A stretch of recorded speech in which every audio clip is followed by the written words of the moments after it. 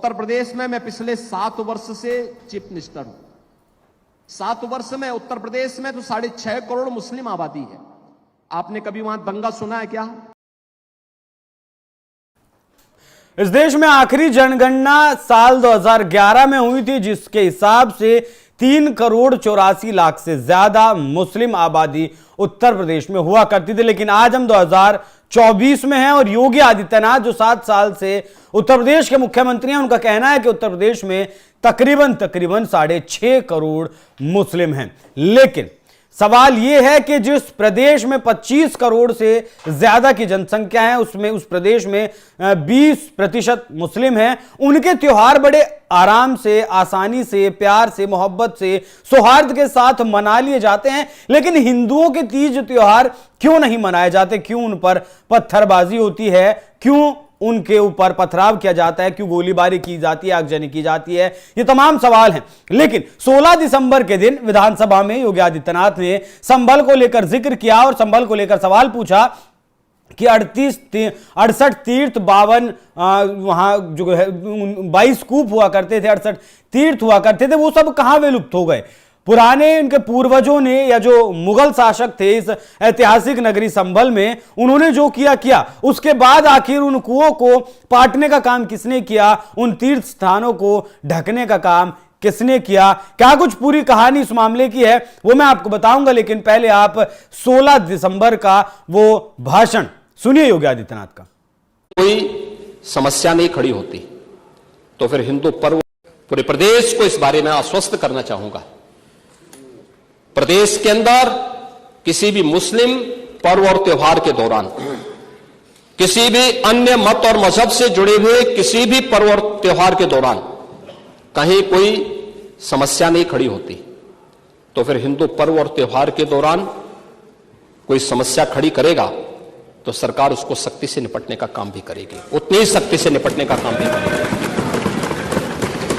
दोसा मान्य न्यायालय के द्वारा दिए गए आदेश का पालन करना एक प्रशासन का दायित्व है।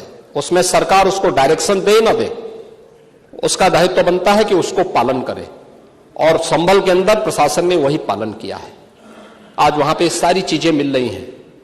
आखिर आपकी बात को हम मानते हैं कि मंदिर को आपने छेड़ा नहीं, आपने बड़ी कृपा कर दी।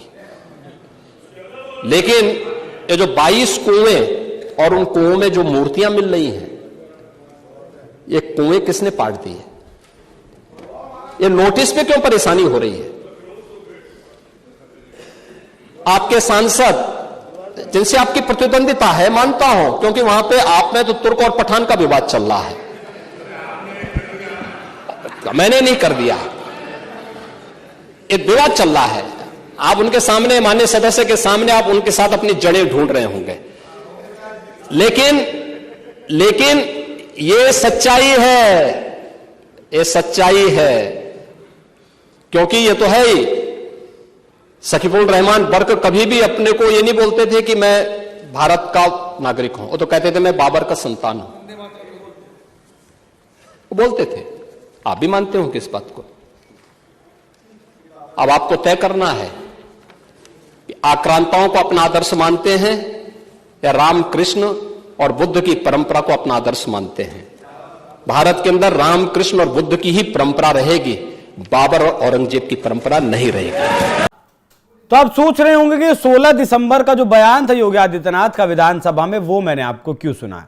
तो सुनिए, ये मैंने आपको इसलिए सुनाया कि 14 दिसंबर में एक 46 साल से बंद पड़े मंदिर को खोजा गया था। जिस वक्त बिजली चोरी को लेकर पुलिस प्रशासन और बिजली विभाग की टीम छापेमारी लगातार कर रही थी, उस वक्त ये इस मंदिर पर अवैध अतिक्रमण किया हुआ था। वो मंदिर मिला था, एक मंदिर मिला था। लेकिन जैसे ही 16 दिसंबर के दिन योगी आदित्यनाथ ने विधानसभा में बातें कही, उसके बाद से आप यकीन नहीं करेंगे 19 कूप ढूंढ लिए गए हैं, जिनकी खुदाई लगातार जारी है, और 32 तीर्थ खोज लिए गए हैं।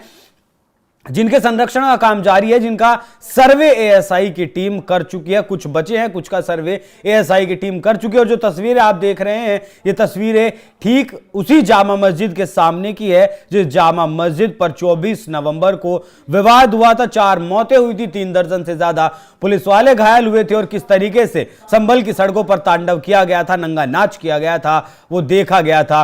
वहीं ठीक उसी मस्जिद के सामने पुलिस चौकी का निर्माण करवाया जा रहा है। हालांकि इस जमीन को लेकर कई लोग अपने कागजात लेकर भी पहुंचे प्रशासन के पास कि यह जमीन हमारी है, लेकिन उनका निस्तारण कर दिया गया। तो यह बदला है 16 दिसंबर के बाद से अब तक उत्तर प्रदेश में, उत्तर प्रदेश के संभल में।